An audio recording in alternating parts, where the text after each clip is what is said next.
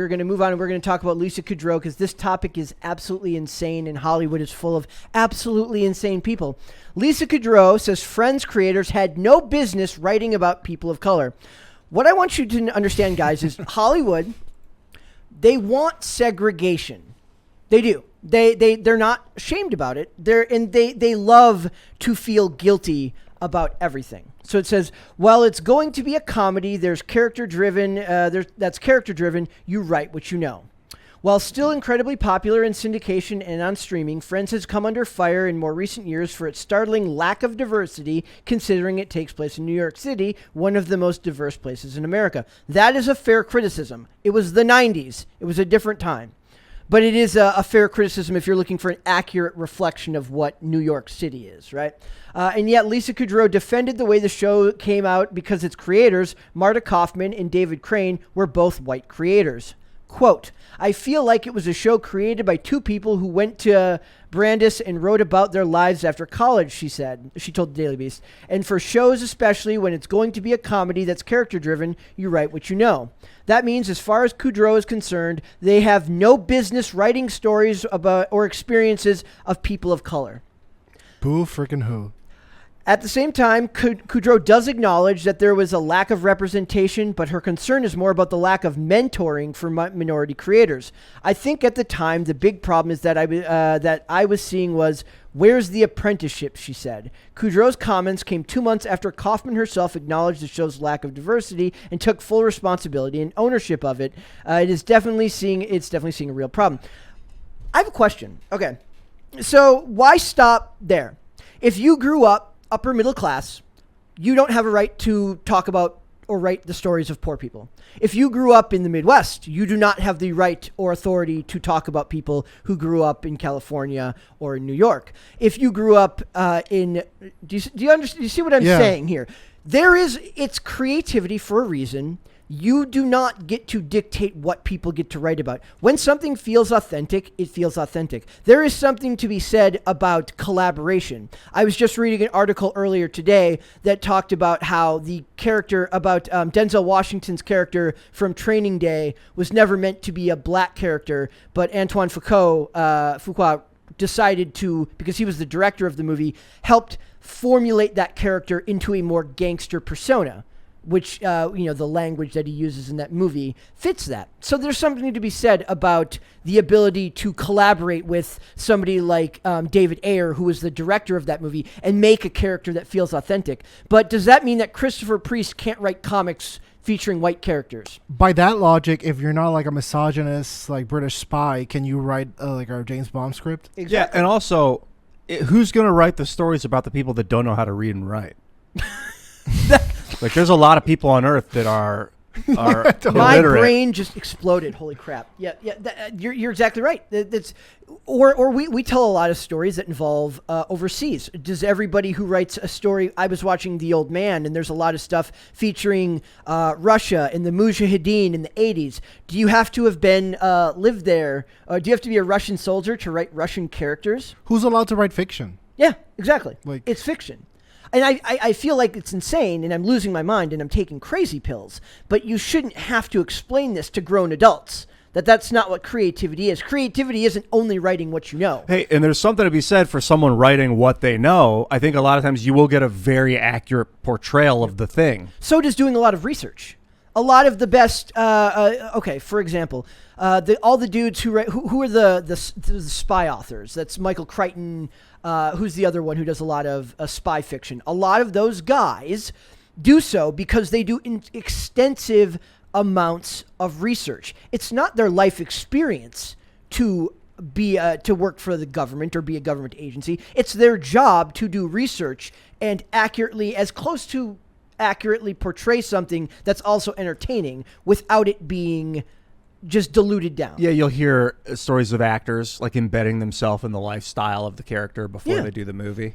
That's actually very healthy for the movie, I think, usually. Also, this is to say that your whole life experience is based around your skin color. I went to school with black kids, and I went to school with Asian kids, and I went to school with kids of Middle Eastern descent, all of which who grew up in Woodbury, Minnesota, right? Mm-hmm. That's your life experience as a black or a white person will be different in Minnesota than it would be, regardless of skin color, if you grew up in New York City or LA. Why would you just continually add areas you have to segregate down until the only story you're basically only allowed to tell autobiographies is basically what they're saying. It seems like an apology in a way, but Yeah. like one where like, well, actually, like they still always have to lecture. You know what I'm saying? Is like, you're not like, they always just gotta put like, well, you're not even right about the critique. Thank you. It's a little bit of this and a little bit of that. So she says, admitting this was the part that really got me. Yeah, I just saw this. Was the stuff about George Floyd. So it says she explained to the Los Angeles Times that it wasn't until the death of George Floyd and its aftermath that she began to wrestle with having bought into systemic racism in ways she was never aware of. By that she means that people bullied her into believing things about systemic racism that she never believed, that she was never aware of. And you know that started with something like listen, believe, and then also do better. That's by far my favorite line in the whole article, because the implication is like there's a Mandela effect from like Friends not having like African American characters to like George Floyd. Yep. So it says, admitting and accepting guilt is not easy, Kaufman said then. It's painful looking at yourself in the mirror. I'm embarrassed that I didn't know better 25 years ago. She said that after the death of Floyd and the nationwide protests driven by Black Lives Matter movement, she began to examine the ways I had participated, adding, I knew then I needed to course correct. Part of that included her $4 million donation to a not a historically black college, but to the African American Studies department of her alma mater. And they love the guilt because it makes them feel superior. Do you see what I'm saying? Yeah. They love the guilt because they're saying, look, I've already succeeded. No, because like only they could have like changed the course of history, you know? Yep.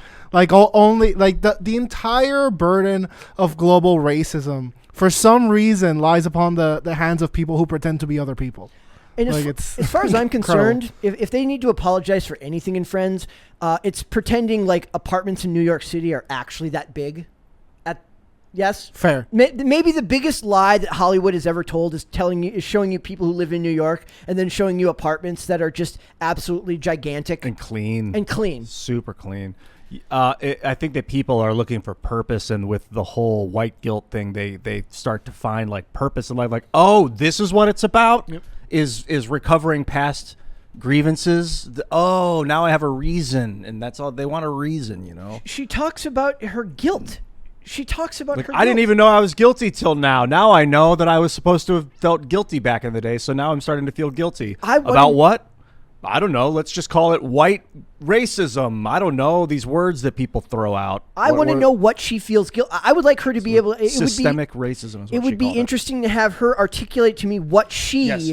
feels guilty about. Define that for not me, not the overarching idea of racism, but what are you yourself responsible for? Because then what she's saying is basically you have to take responsibility not just for your own actions, but the actions of everyone that's ever come before you. And I don't buy into that. Not in an industry as evil as like, Hollywood. did is. she avoid eye contact with her waiter? Then she's systemically classist. Yeah. Systemic classism, is that coming next? Hopefully. Oh, jeez. If she tips too little, she's uncaring. If she tips too much, she's laughing in the face of. You could do this for literally everything. All the people you avoided eye contact with on the street in New York City over the years, that's systemic classist. That was systemically rich. And you can tell like they really enjoy it, because the original gripe was like, oh, there's not enough people to call in the shows. It's like, yeah, not only that, we didn't tutor any of them either. Like, they just keep adding reasons why they're guilty. They just like, oh my God, yes, I'm so naughty. You just keep telling me. And also the point here is that they're saying there weren't enough people of color in the show, but they're also saying that you are not allowed to write characters of color, which means that you have to either cede control of your own creation to somebody. Yeah, that makes no sense. It makes no sense. There is no logical conclusion to the whole process. By that reason, wouldn't like everything's fine then? Yeah. Like, oh yeah, good point. So they want the end result of this is segregation. The white characters, white directors and writers write white characters, black directors and writers write black characters, and there is no mix. Because when you mix, then it becomes power dynamics. Well, the white story went forward, but that's because the white writer has societal power over them because of their race. There is no, under their logic, there is no plausible outcome that doesn't end in unhappiness and problems. I just don't know how invaluable they think. Like, basically, all they're going after is people will like clap and be like, "Oh my god, so true, so true," and it's like. That is the emptiest form of validation ever. Like, to be wrong about such a tepid thing, like, who cares? I want to make sure from now on in every production that I do that I am conscious in hiring people of color and actively pursue writers of color. She explained. I want to know I will actively be I will act differently from now on, and that I feel unburdened, and that I will feel unburdened. So does that mean that everyone who ever gets hired from her has to wonder by what criteria they were hired from? Yeah. This is all she admits it, and then I will feel unburdened. I'm doing this to feel good about myself. Yeah, it's not about correcting a wrong. It's about feeling good about yourself. That's what it is in the end. They don't actually, because they understand that as much as they may pretend that their industry matters, you're not solving problems. You did better solving problems in the late 90s and early 2000s by just portraying characters like, okay. I watch a lot of old shows, and just the fact that characters interact together of different races in the 70s, 80s, and 90s did a lot for society in a way that shoving it down your throat does nothing for now. Jessica sent me a trailer for a new Sony film. She would have to. I don't have it pulled up here, but basically, it's about the first African American fighter pilot, right? It's going to be coming out, I think, next year or the year after, and they have to make it about that in the first 10 seconds of the trailer because you know that movie's not getting made now unless they have that narrative in there. And I was just telling Jessica, I'm like, look, I'm sick of seeing about how awful everyone thinks. Like, there is a weird and perverse love to hate this country from Hollywood. They love to point out the faults and flaws of this country's past and never focus on the positives because in the intersectional order, there's always more work to do. It's never good enough. Ian, have you seen the scenes from the show The First Lady? No. Oh, it's so bad. Oh, dude. No, what's it about? I have an idea. It's lip porn, basically. Like, they're literally... It's the worst Barack Obama impression I've ever seen in my entire life. Oh.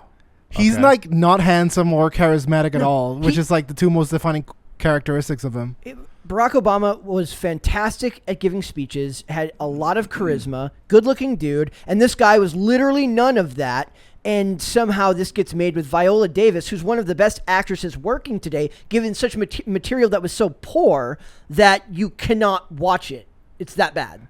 Yeah, they're basically Antifa, like talking about like we need to protest and we need to do this. But Michelle, you know we can't because we're African American. We need to do it anyway. Did you guys ever see In Living Color? Oh yeah. Oh yeah. That I don't think they ever mentioned race on that show. Ever. Do you guys remember any skit ever where they even mentioned white or black or anything? It was just people of all sorts of different backgrounds, like making the best comedy on earth. Yep. Launched Jim Carrey's career. Yep. He talks about that, how that was he wasn't getting an opportunity from other shows, and that show was what finally launched his career. So that's the way it's comedy for funniness sake, not for anything else really. I mean, the main thing is just make sure it's funny, make sure people of all creeds and races can laugh at it. The amount of self-hatred from Hollywood is honestly baffling sometimes, and I really do believe that they actually think that segregation is the right answer. I mean, they're showing you by example. Thanks for watching this clip, guys. If you want to see full episodes or follow us on social media, links are in the description below. Bye.